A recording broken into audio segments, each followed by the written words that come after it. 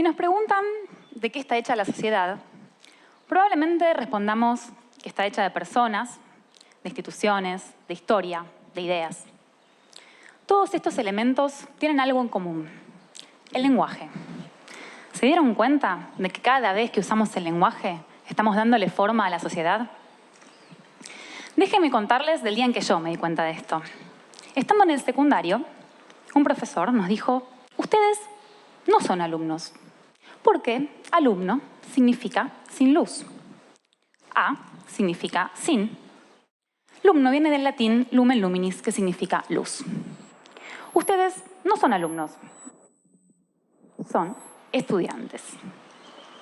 Durante toda nuestra vida escolar nos habían estado insultando cada vez que nos llamaban.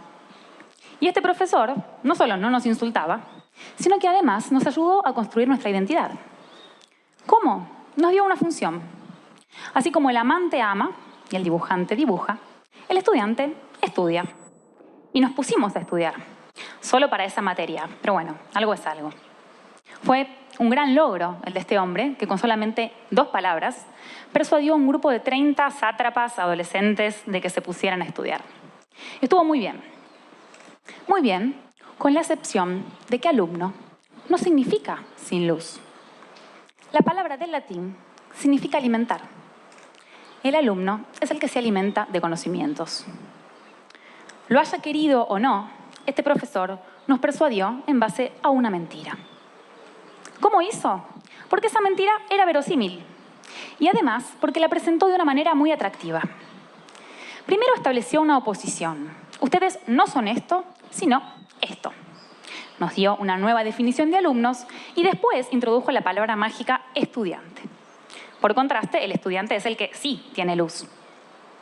Por supuesto, el hecho de que nos estuviera halagando fue importante en cambiar nuestra conducta. Era como una especie de demagogia, pero en pequeña escala. Pero además, su idea sobre nosotros no la dijo como una opinión, la dijo como una certeza. Ustedes son esto. Entonces, introdujo una nueva escala de valores en la cual ser alumno era peor que ser estudiante. Es decir, estudiar te hace mejor persona. Así nos persuadió. Pero, ¿qué pasa si las palabras no se dirigen a un grupo de 30 personas, sino a uno de 100 o de 1000? ¿Y qué pasa si se dirigen a personas basándose en una mentira? Estoy segura de que varios de los que están acá me creyeron cuando dije alumno es sin luz. ¿Y qué pasa cuando los discursos, en lugar de lograr hechos positivos, generan efectos negativos? Como los discursos que incitan a la guerra o los que reproducen desigualdades sociales, de clase, de género. Si nosotros, mediante el lenguaje, tenemos el poder de darle forma a la sociedad, ¿no tendríamos que estar creando una sociedad que nos guste? Pero si miramos alrededor, vemos que el mundo está lleno de desigualdades. Hay violencia, hay pobreza, hay machismo, hay injusticias. ¿Qué podemos hacer entonces para protegernos de estas palabras y ayudar a construir la sociedad que queremos? Un discurso es como una varita mágica. Primero, a simple vista, es un palito de madera, pero si sabemos usarla, podemos cambiar la realidad. De la misma forma, un conjunto de palabras, con puntos, comas, mayúsculas, puede parecer insignificante. Pero si lo examinamos a fondo, encontramos que todos los discursos tienen un secreto escondido. Siempre dicen mucho más de lo que parecen decir. Para valernos de los discursos y cambiar la realidad, hay que descubrir ese secreto. Y por suerte, a diferencia de las varitas mágicas, los discursos no están en los cuentos de hadas, están en nuestro mundo.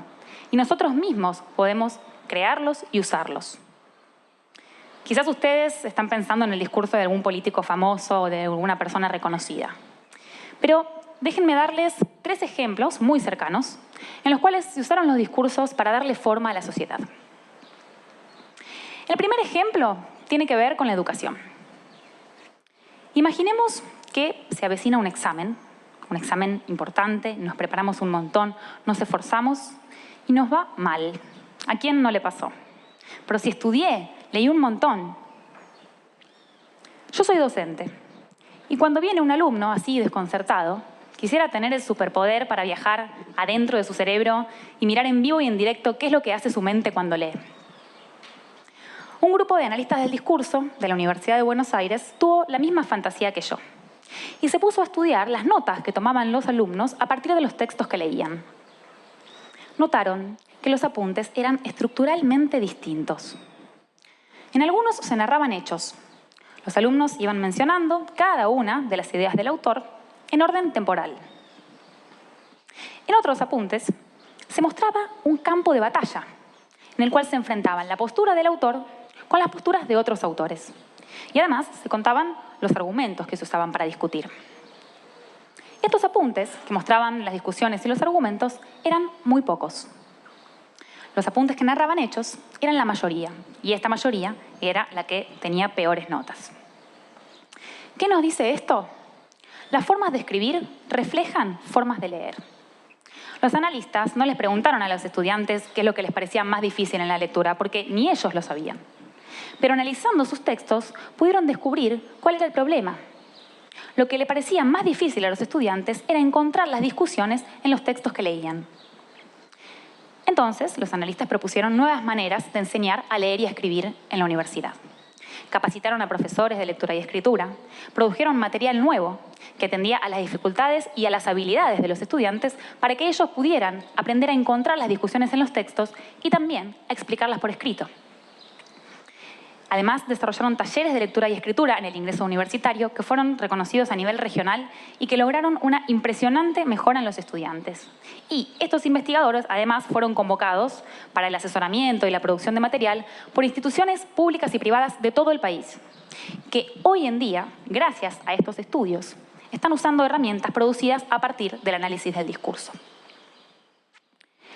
Para el segundo ejemplo, les voy a pedir que me acompañen al siglo V a.C., al nacimiento de la retórica. En ese momento, en Sicilia, había dos tiranos que querían poblar la ciudad de Siracusa. Como eran tiranos, la ocuparon por la fuerza. Deportaron a sus habitantes, expropiaron casas y terrenos y se quedaron con todo. Después, cuando los tiranos fueron derrocados, se quería volver a la situación anterior. Pero en ese momento no había escrituras ni contratos de propiedad. ¿Quiénes eran los dueños originales de las casas?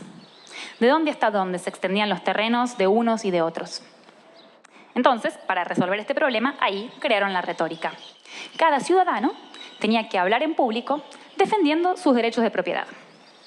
Fíjense el poder que tiene el discurso. El que era más elocuente recuperaba su casa. Si no lograbas que el auditorio estuviera de tu lado, perdías. Hoy en día, aunque sí hay escrituras y contratos de propiedad, sigue habiendo disputas por este tipo de cosas. Hace poco, dos personas se asociaron para llevar adelante un negocio inmobiliario que consistía en construir un edificio y después explotarlo comercialmente. 4 años después, las personas se pelearon y fueron a juicio. Entre las pruebas del juicio había 5 documentos, todos a nombre de uno de los socios. Pero él decía que no, que eran propios solamente 2 documentos y que los otros 3 habían sido escritos por una persona que puso su nombre. Para determinar si esto era verdad o era mentira, el juez llamó a una analista del discurso y le pidió que estudiara cuáles eran las semejanzas y las diferencias entre los 5 textos para ver si era posible atribuirlos a un mismo responsable o no. En el análisis se encontraron algunas marcas individuales. Por ejemplo, se usaban guiones para encerrar aclaraciones en lugares donde lo más común es usar comas. También se usaba el pronombre les al final de los verbos, como en saludo les, cuando es más común decir les saludo. También se usaba siempre un mismo conector, así mismo, en vez de decir también, además, y, que eran otras posibilidades. Estos y otros rasgos de estilo fueron encontrados en los 5 documentos. Como eran marcas individuales, no había otra conclusión. Era muy probable que todos estuvieran escritos por la misma persona, aunque este socio dijera lo contrario. El análisis ayudó a descubrir cuál era el autor de los documentos y a resolver el juicio. El tercer ejemplo es de hace un mes. El día de la manifestación Ni Una Menos, yo me junté a comer con unas amigas Y la hija de ellas, de 4 añitos, me dijo que en el jardín estaban preparando un acto escolar, al que los nenes tenían que vestirse con remera y pantalón y las nenas con minifalda y top. El tema de conversación de la cena fue por qué las nenas tenían que ir vestidas diferente de los nenes y por qué tenían que mostrar el cuerpo. Mis amigas me contaron que habían hablado con las demás mamás del jardín y les habían propuesto cambiar el vestuario. Y la respuesta fue, pero si van a quedar divinas. Esa era la razón. Que la diferencia entre los hombres y las mujeres es que la mujer tiene que estar divina. Y no es que estas mamás decían, ay, qué bárbaro el machismo, qué ideología fenomenal. Al contrario, están explícitamente en contra. Pero entonces, ¿por qué avalan la idea de mujer basada en la belleza física? Y de última, ¿por qué los nenes no dependen del vestuario para estar divinos? Con estas preguntas en la cabeza, el día siguiente me puse a analizar las noticias que publicaron los diarios acerca de la manifestación. Todas estaban abiertamente a favor del paro de mujeres y de Ni Una Menos. Una contaba a qué hora había empezado la manifestación, en qué calles había transcurrido, cuántas personas habían ido, qué agrupaciones estaban. Contaban también cuánto salían los pins y las remeras que se vendían, que había puestos de choripanes, que la gente entraba en los baños de los bares. ¿Qué dice todo esto de la violencia de género? Nada. Dice que esta marcha es igual a cualquier otra marcha. Sin embargo, en la primera parte, la noticia asume y reconoce el rol activo de las mujeres que luchan. Esto se veía en los verbos. Decía, las mujeres protestaron, se manifestaron, salieron a las calles, suspendieron las tareas. Además, repetía la causa de la lucha, contra la violencia de género, contra la desigualdad, y marcaba el rechazo con la palabra contra. Si esta noticia estaba repudiando la violencia de género, ¿por qué usa más de la mitad de su espacio en contar detalles secundarios? Probablemente para generar empatía con el grupo más amplio de lectores del diario y para entretenerlos. El problema es que darle tanto lugar a los detalles, la ideología y el repudio quedaban en un segundo plano. Igual que las mamás del jardín, no creo que la persona que escribió esta noticia sea machista, pero sí que vive en una sociedad machista y que repite sus discursos sin cuestionarlo. Los diarios, queriendo sumarse a la causa de las mujeres, lo único que hicieron fue darle a esta causa un lugar secundario. Y algunas incluso repetían esa postura que estaban pensando que estaban denunciando. Lo mismo hace tu vecina, cuando te pregunta si tu novio, varón, heterosexual, te ayuda con la casa. No te está preguntando si vos y tu novio limpian la casa. ¿Por qué dice tu novio y no dice ustedes? ¿Por qué dice ayudar y no dice limpiar? ¿Por qué dice te ayuda y no te pregunta si vos lo ayudás a él? Porque presupone que la que tiene que limpiar es la mujer y que el hombre puede decidir si colabora o no colabora. Esa pregunta, aunque esté hecha con la mejor de las intenciones, es machista. Mi novio no me ayuda con la casa.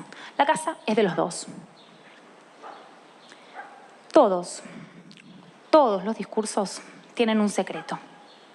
Y ese secreto no está en la información que transmiten. Está en cómo dicen lo que dicen. Supongamos que el lenguaje es un baúl, que está lleno de palabras, de signos de puntuación, de reglas de ortografía. Cada vez que hablamos o que escribimos, abrimos el baúl y elegimos qué palabra usar, qué puntos poner, qué frases armar. ¿Con qué criterio elegimos? Para analizar el discurso hay que hacer un ejercicio de imaginación. Hay que ver qué es lo que el discurso dice y qué es lo que no dice. Hay que pensar, esto mismo, ¿de qué otra forma podría decirse? ¿Y cuál sería la diferencia?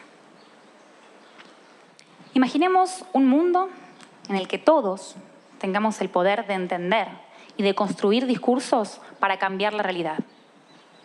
Discursos que mejoren la educación, como los apuntes de los estudiantes. Discursos que eviten las injusticias, para que todos tengamos una voz. Discursos que eliminen las desigualdades, para que hombres y mujeres tengamos los mismos derechos. Cuando queramos volver a decir nuestras palabras, pensemos bien cuáles vamos a elegir, para ayudar a construir la realidad que queremos y para estar cada vez más cerca de decir lo que realmente queremos decir. Hagamos como los alumnos, que se alimentan de conocimientos, no se quedan con opiniones, y estemos siempre con los ojos bien abiertos y la mente alerta. Muchas gracias.